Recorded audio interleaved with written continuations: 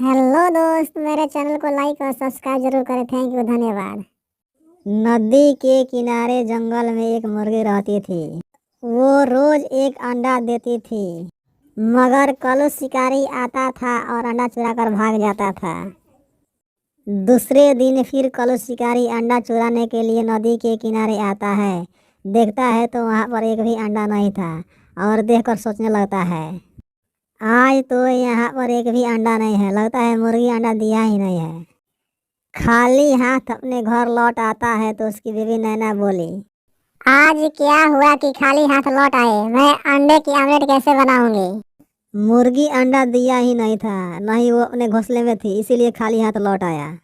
ठीक है, कल से ध्यान रखना। मुर्गी वो कहाँ अंडा देती है और क्या करती है? रानी चिड़िया का एक बच्चा गोलू चिड़िया रहता है। जैसे ही रानी चिड़िया भोजन के लिए जंगल जाने वाली थी तो गोलू चिड़िया ने पूछा, माँ माँ, तुम कहाँ जाने की तैयारी में हो?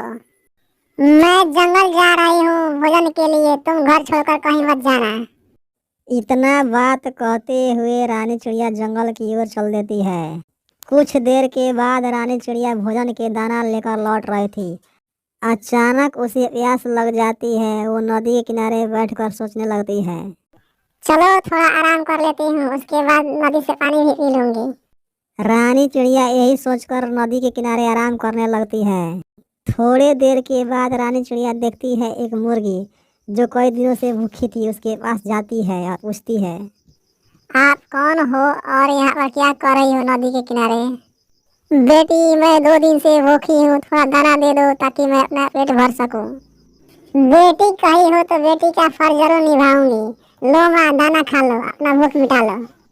रानी चिड़िया आधा दाना मुर्गी को दे देती है। मुर्गी दाना खाकर खुश हो जाती है। बेटी, भगवान तुझे भला करे। मुर्गी इतना बात कहकर अपने घर चली जाती है। कुछ देर के बाद कलू शिकारी अंडा के तलाश में जंगल की ओर चल देता है। कुछ देर के बाद कलू शिकारी अंडे के पास पहुंच जाता है। मुर्गी छुपकर सब देखती है और सोचने लगती है, तो यही हमारी सारी अंडा चुरा कर खा जाता है।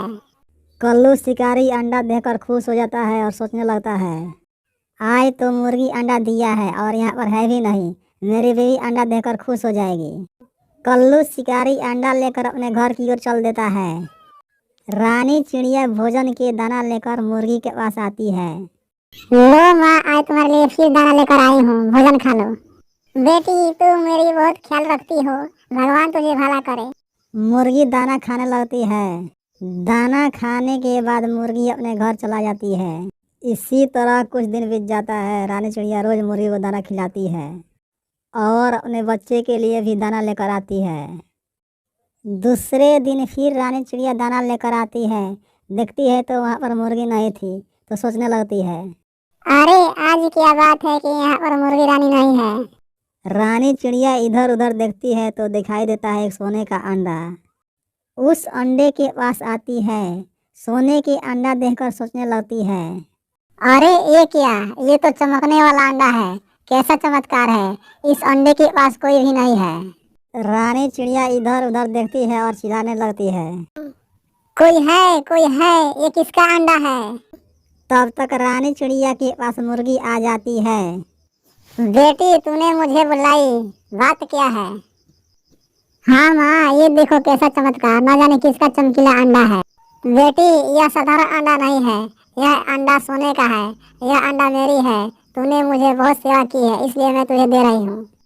माँ, यह अंडा ले जाकर मैं क्या करूँगी? बस तुम्हारे प्यार दुलार बना रहे, यही काफ़ी है। तुम्हारी बहुत नेक विचार है। एक वो है कलुष शिकारी जो रोज हमारे अंडा को चुरा कर ले आता है और आमलेट बनाकर खा जाता है।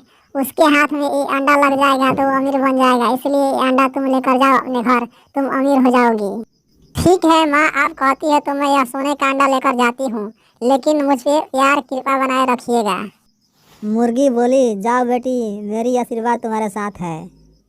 रानी चिड़िया सोने का अंडा लेकर अपने घर आती है। गोलू चिड़िया देखकर खुश हो जाता है। माँ माँ, यह कैसा अंडा है और किस लिए लाई है?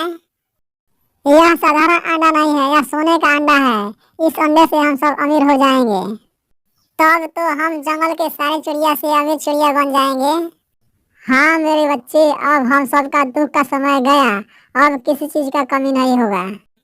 इस प्रकार रानी चिड़िया जंगल के सारे चिड़िया से अमीर चिड़िया बन जाती है, अच्छा घर खरीद लेती है। प्यारे दोस्तों, अगर हमारी कहानी अच्छी लगी हो तो हमारे चैनल को लाइक और सब्सक्राइब जरूर करें। थैंक यू, धन्यवाद।